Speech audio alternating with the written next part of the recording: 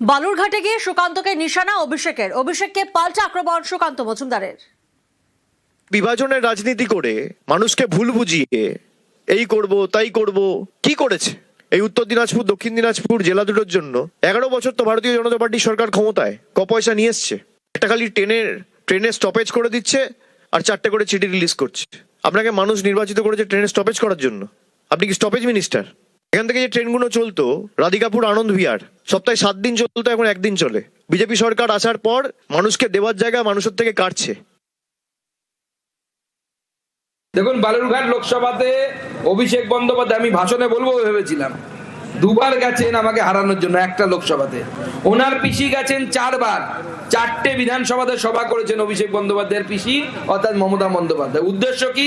সুকান্ত মজুমদারকে হারানো। এছাড়াও তৃণমূলের একাধিক নেতা মন্ত্রী গিয়ে ওখানে ঘাঁটি গেড়ে বসেছিল যে সুকান্ত মজুমদারকে হারাতে হবে।